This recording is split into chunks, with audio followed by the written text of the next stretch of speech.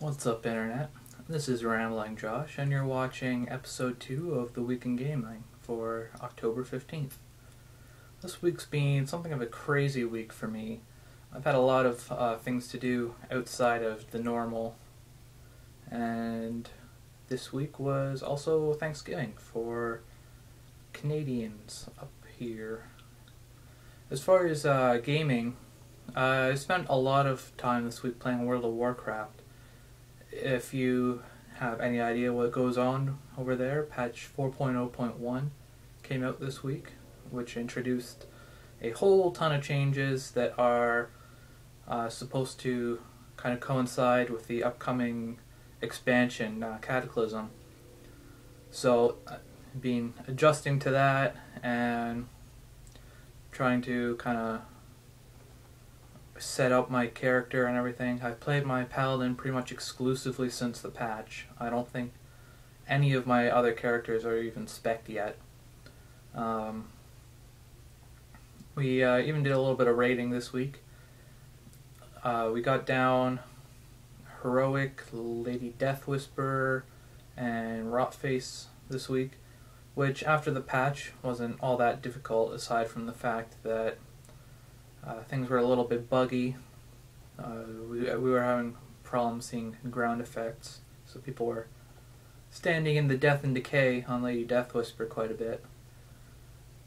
And, well, of course, DBM wasn't working, so that was kind of interesting. It was actually a pretty fun raid, though, having to use your own skills and knowledge of the fight to figure out what's going on rather than having whole bunch of raid warnings and timer bars telling you what's going on and what you should do. We also did some heroic Ulduar achievements last night, which was pretty fun. Not hard in the least, except for the fact that Elgalon was pretty much impossible without working ground effects. Beyond that, the only other kind of Warcraft thing I've done was on, I think it was Tuesday. They opened up a special swag store for BlizzCon ticket holders. I bought a virtual ticket, so I had access to that a day after physical ticket holders. I even stayed up until 3 a.m. here, which is midnight in California, which is where Blizzard is located, just to see what was in the store, because they said something like supplies are limited or something. It was kind of disappointing, though. It was like a bunch of calendars and stuff, so that wasn't too interesting, but it kind of struck home the fact that BlizzCon is right around the corner, so I'm kind of excited about that.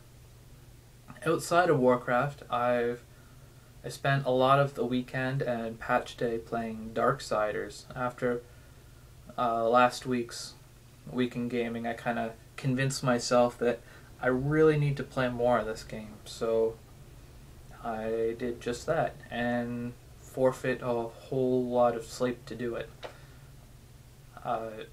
I started my save was previously before that. It was after the first boss, and at this point I've beaten the first 4 bosses now. I started kind of the ramp up to the final sequence of the game, which I was actually almost kind of sad about, because I started it by accident, and all I really wanted to do was scour the world for more hidden treasure with all the new items I've found, all my nifty tools and stuff. I haven't played that much since Tuesday, though. Patch 4.0.1 has just consumed my life, basically, since it came out. I definitely need to get back to Darksiders sometime, though, because I don't know what it is about that game. When I'm playing it, it's like crack. I don't want to put the thing down, but when I do, it's like I almost want to wait until I have like 10 hours or something ridiculous set aside to just sit down and play it. So I might have to make time to do that in the coming days. The only other thing I've really played this week was on the iPod Touch. I haven't actually had a whole lot of time just kind of sitting around and not really feeling like doing much else to play like Final Fantasy or something. Actually, I'm kind of stuck right now. I'm in one of the bonus dungeons. They added, I think they added it for the iPod Touch. I don't know if it was in the PSP version. There's these bonus dungeons, one that opens up after each of the, what would you call them? Not the four fiends, I don't think. That's Final Fantasy IV, but like the crystal bosses or whatever you want to call them. Each one opens up a bonus dungeon where once you go in, you can't come out until you die, basically. I don't know if there's like an end point, but I'm in a dungeon where I'm completely lost and basically I'm just wandering around hoping to find the exit, but really just trying to die.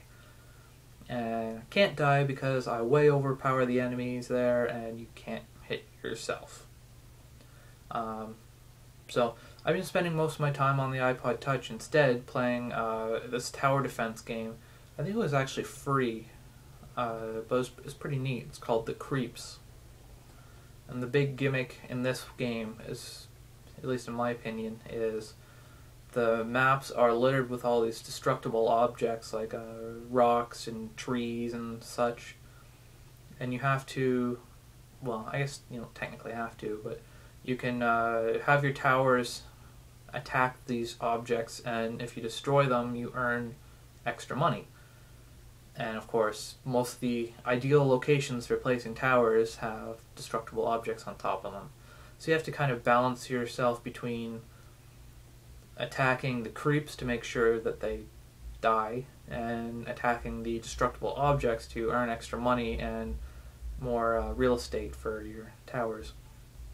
There's also a really interesting game mode called, I think it's called Doorbuster, where it's the same as the normal mode, except your objective is to destroy the door that the creeps come out of, instead of just defending yourself for like 40 waves or whatever.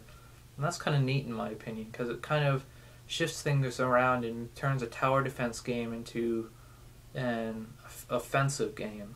It's like you still have to make sure you don't die, but your ultimate goal is to destroy this door. It's a nice change of pace. I've been playing actually a fair amount of that game. It's really nice to just kind of sit down for like 10 minutes and play through a level. It's a free game, so I'm almost positive it's free. So if you like tower defense games, you might want to check it out. But that I'm pretty sure is about it for this week in gaming. Catch you next week.